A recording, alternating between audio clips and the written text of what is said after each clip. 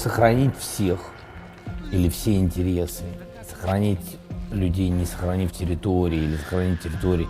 А пока здесь есть живые люди, мы должны их защищать. For over a month, Ukraine's President Volodymyr Zelensky has been leading his country's fight against the Russian invasion from this complex in Kyiv. The Economist's editor-in-chief travelled to the Ukrainian capital to meet with him, to discuss the scale of the challenge he's facing and the international support his country needs to end the war.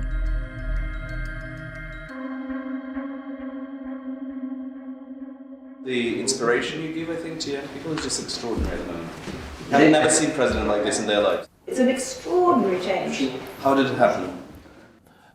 I think that these changes happened already in Ukraine when they elected me, when they voted, because the people, Ukrainians, they understood that they want, I don't know, they want changes. They saw my honest position to everything, You have to be honest, not to try people to believe you. Yeah. Don't try it, don't do it. Be yourself. Be yourself. And maybe when you will show yourself who are you, maybe people will love you more than it was, because they see.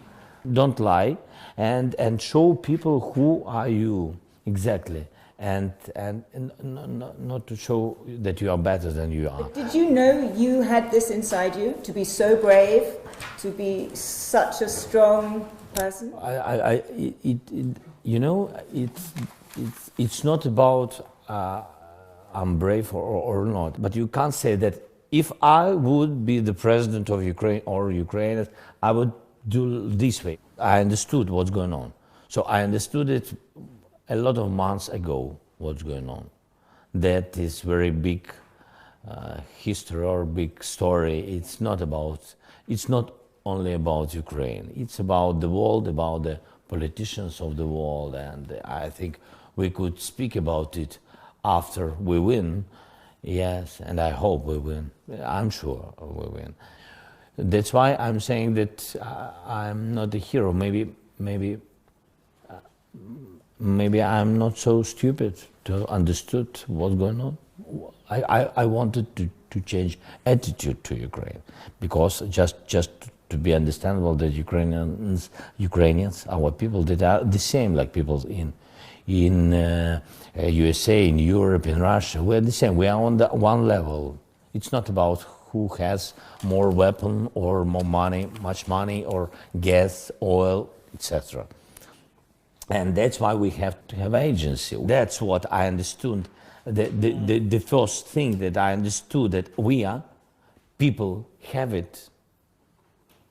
People are leaders, and politician leaders are losers. It's what Putin does not believe in the agency of people, and what you believe is. Yes, I believe it, and I know it. I understood it. And you felt at that moment, on the 23rd or 24th of February, that people wanted you to perform this part, or was this a moment when the war started where you suddenly clicked? I understood what to do when it began. Where were you? In Kyiv. I was in Kyiv. No, I was in the house, in the residence. I was in the residence, and my wife and my children, they told me that early in the morning, it was 4:50, like that. And they told me earlier than I've got the call from our staff. Your wife and children told you? Yeah, they told that something going on, because we heard it very loud, and we were sleeping. And at that moment, you knew straight away? We knew about that. They are preparing. We knew it, of course. Let's talk about now, where we are now, the stage in the war. Is there a real chance you can win? Ми віримо в перемогу. І без цього просто неможливо. І ми точно переможемо, тому що ми вдома, ми на своїй землі воюємо за незалежність. Питання часу є, питання часу воно велике. What does a victory look like, a Ukrainian victory? Зберегти найбільше число людей живих, зберегти найбільшу частину людей, живих, бажано, тому що без живих людей просто це не має ніякого сенсу. Тоді це буде просто земля, вона важлива, да, але тим не менш це земля. Я не знаю, скільки це буде по часу, це дійсно. Але до останнього міста ми точно будемо боротися. З самого початку, коли ти обираєш для себе варіант, це те, про що ви запитували, а як люди, як вони зрозуміли, що робити, що не робити. А люди, ніхто не розумів, що таке повномасштабна війна, те, що відбувається. І я повинен бути дати сигнал, як я вважаю, як ми повинні діяти. І коли ти показуєш, як українець повинен діяти, ти повинен сам так діяти. В цьому було рішення щодо виїжджати, не виїжджати.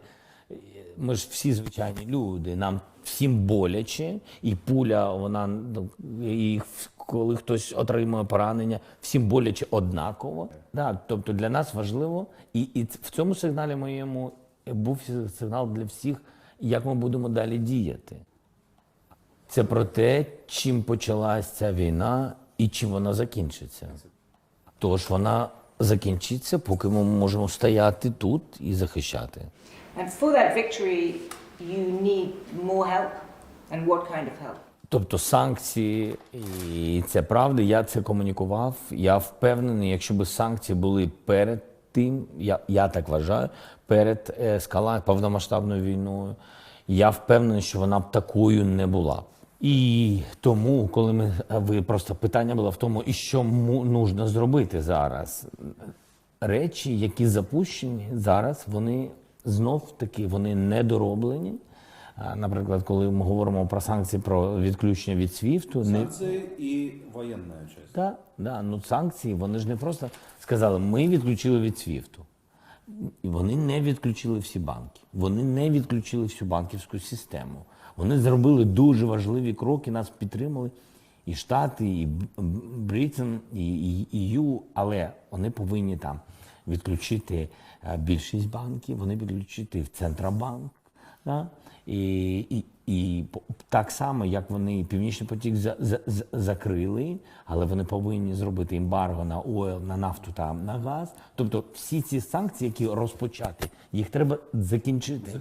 Да. Тому що вони дочекаються. Зараз я чую наступні сигнали погані, що вони дочекаються і буде хімічна зброя використана з боку Росії. І тоді вони... Неправильний підхід. Ми ж не кролики, на яких експерименти проводяться. Тобто вони використовують з Росією формат оборонних відносин. Розумієте, да? Але цей щит – це Україна. І тому боляче нам.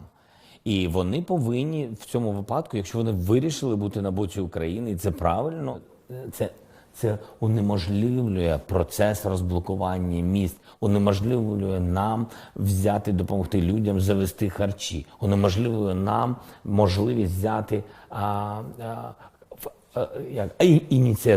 військову ініціативу в свої руки. Ми втрачаємо цю ініціативу, люди не можуть просто виїхати звідти. Ні ліки, ні харчі, ні воду ми не можемо завести. А нам треба розблокувати коли? Сьогодні, завтра, післязавтра. Не можна сказати, що ми будемо вирішувати питання тижні. In some small cities we were destroyed already. There are no people and no houses. We have such small cities. We don't have them, only the name. Ми так просили про літаки, і закрити небо, зробити хоч якусь альтернативу. Для чого? Там є у нас маленькі міста, яких просто вже немає. Вони залишились тільки на карті.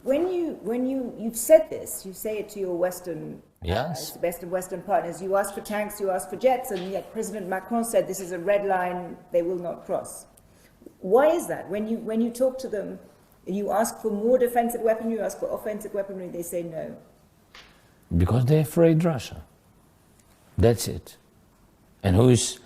І той, хто говорить це першим, тот їх першим і боїться. Boris Johnson has been much keener to send weapons. Is there a difference between the willingness of European countries to help you?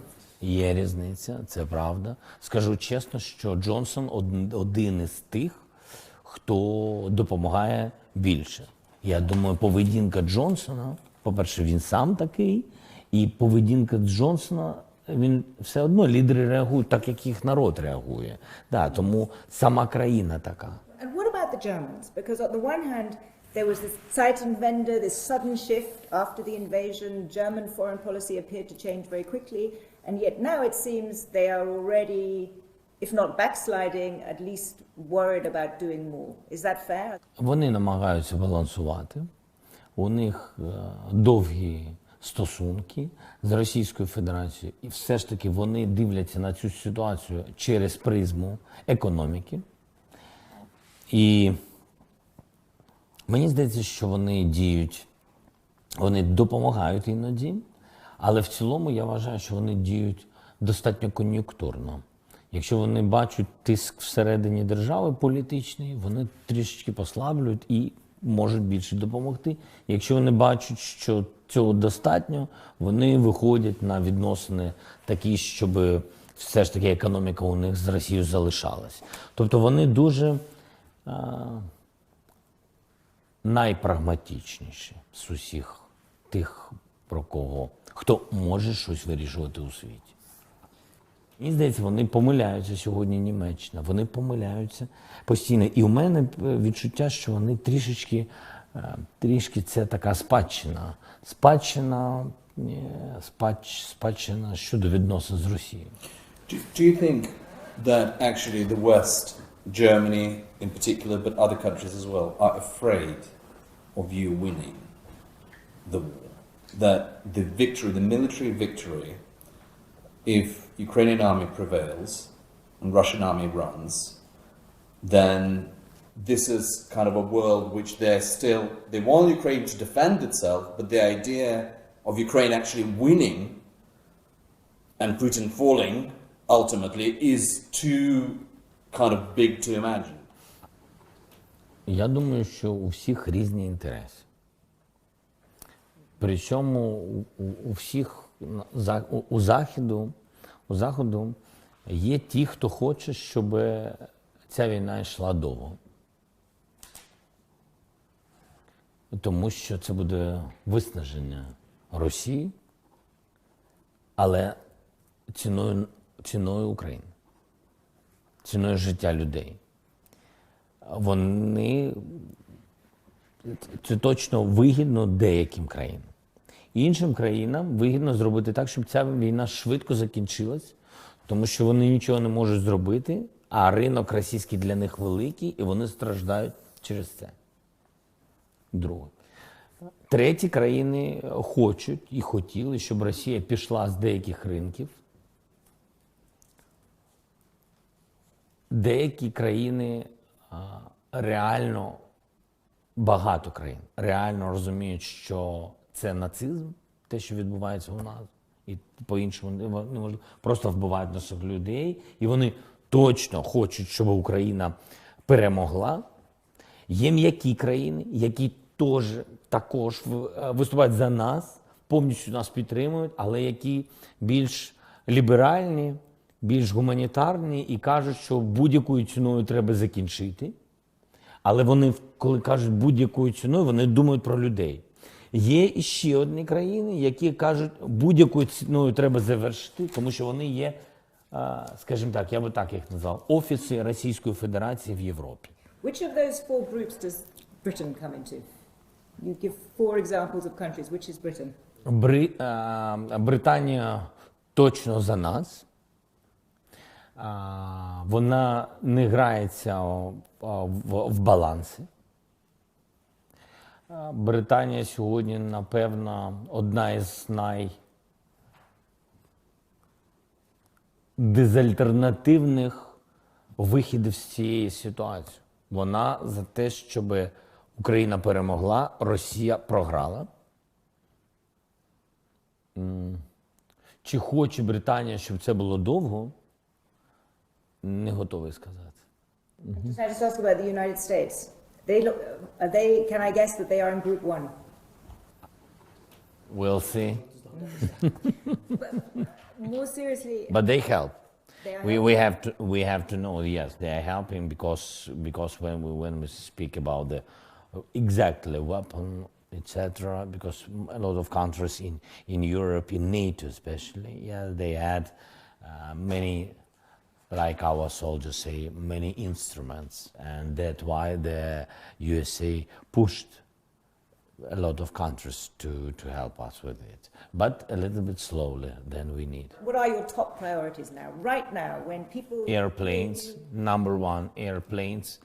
Number two, but it's number one, tanks. We don't have it so much as we need, and we've got a lot of from Russians. You have to know that they are running. Yeah, they are running. Yes, they're afraid, our soldiers, and they was running. I think yesterday we've got 12 or 17. If we can joke in this situation, so I will. There are some cities where they have so many tanks, they can't go away. When we began to shut them, yes, they block. They have tank traffic. Yeah, that is true. Просто не можуть. Да, тобто їх тисячі. Зменшити, тому що ніхто нам не передає танки і броньовану техніку. Ніхто. І для нас це велика проблема. Літаки, броньовану техніку, танки нам ніхто не передав. Ми вже передали лист, в яких державах воно є, щоб ви зрозуміли. Ми знаємо, де є, скільки є сучасна, є радянська. Ми кажемо, давайте радянська, нам все одно яка. Нам все одно яка техніка. Ми їм написали листи, в яких державах воно є. Ми не отримали. Can we just ask one question about Putin? Can there be a lasting peace with Putin in the Kremlin? Сталий, стабільний. Не знаю. Мені здається, що сам Путін не знає про це. I think багато речей буде впливати на його рішення. Я думаю, стабільність в усіх регіонах, де є його присутність, якщо вона буде трішки хитатися, я думаю, це буде впливати на його рішення. Я думаю, там найскладніша ситуація, що в цілому у України у майбутньому буде з Росією через все це, що вийшло. У мене немає відповіді на це. Це велика проблема, дуже велика. But do you think that fundamentally he thinks Ukraine has no right to exist? Я думаю, що в його розумі Україна, яку бачимо ми, він її не бачить. Це так. Він бачить Україну як частину свого світу, свого світогляду. Він не співпадає з тим, що з нами сталося за ці 30 років. І, на жаль, я повинен констатувати, що президент Росії, він в бункері не 2 тижні чи півроку. Він там років 20. Він не сидить там, але він знаходиться в цьому завдяки своєму оточенню і інформації, він знаходиться в бункері. А Україна за ті часи, коли він потрапив в цей бункер, вона дуже сильно змінилась. І тому у нього, його уявлення України, воно дуже сильно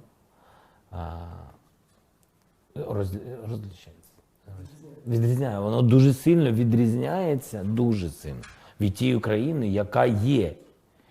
І відрізняється дуже сильно від тієї країни, яку ми бачимо. Але ж ми тут живемо. He has a 20th century view of a 21st century country. Yes, that's it. And that is his problem.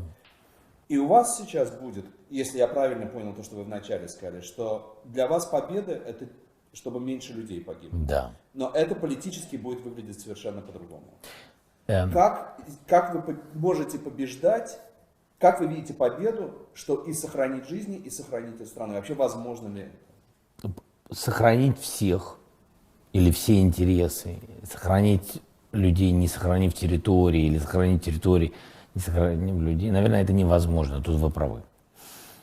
Это сложный выбор, но иногда, как вам сказать, есть принципиальные решения. Принципиально. Есть, допустим, города, которые, если бы мы покинули, по своей воле покинули, то Путин бы шел еще дальше, еще дальше, еще дальше. Потому что у него, ну, аппетит голодного человека. Да видно. Вот. Но дело в том, что этот выбор, и хорошо это или плохо, я не знаю, этот выбор все равно делаем мы вместе, с людьми, с народом. Вы посмотрите, эти люди, они выходили, останавливали руками танки. Но они же вышли, они сами этого хотели. И я не мог себе позволить сказать, не делайте этого. И не мог им сказать, бросайтесь под гусениц. Но я оставался здесь с ними, где возможно, чтобы те или иные компромиссы, которые не касаются нашей целостности территориальной, вот такие компромиссы, на них стоит идти ради жизней тысяч. Вот. А где есть компромиссы, которые приведут к распаду нашей страны, которые предлагает он, не компромисс, а ультиматум, на них мы никогда не пойдем. Ну просто никогда, потому что мы все потеряем. Вот. Поэтому пока мы здесь бескомпромиссны, и поэтому мы побеждаем. Поэтому я считаю, что мы побеждаем. Тут вопрос не в том, что он... Военно побеждаем? По-разному. По-разному. Военно сложно. Военно мы отбиваем, потому что сюда они пришли, потому что их тысячи. Им не жалко тысяч. Слушайте, им не жалко, там больше 15 тысяч погибло. Я вообще не понимаю, 15 тысяч погибло. Мы о нашей войне говорили 8 лет до начала этой эскалации. 8 лет. За 8 лет погибло у нас 15 тысяч. И за месяц 15 тысяч русских погибло. Это, ну, то есть он их бросает, как в этот паровоз. Топка, как дрова бросает. Мало того, они их не хоронят. Вообще не хоронят они их. Там лежат трупы. В некоторых городах невозможно, в маленьких городках, там все наши говорят военные, невозможно дышать на улице. Такой запах. Трупный запах, понимаете? Это какой-то кошмар. Они нет. Наши в Мариуполе, в котором наши бесстрашно защищают этот город, они могли выйти уже давно. Они могли выйти уже давно. Они не выходят. Знаете почему? Там есть люди, которые еще живут. Там есть люди, наши офицеры, раненые, и солдаты, не только, просто раненые люди. Они не выйдут. И есть убитые. Это мой разговор с ними. И есть убитые. Они говорят, мы должны их похоронить. А раненых мы должны спасти. А пока здесь есть живые люди, мы должны их защищать. Вот в этом вообще наша глобальная разница в тех светоглядах, да, мировоззрениях, о которых я говорил. Thank you so much. Thank you for coming. Thank you. Okay. Thank you. Bye-bye. All the best. Thank you for watching, and if you want to read more of our coverage on Russia and Ukraine, please click on the link below and don't forget to subscribe.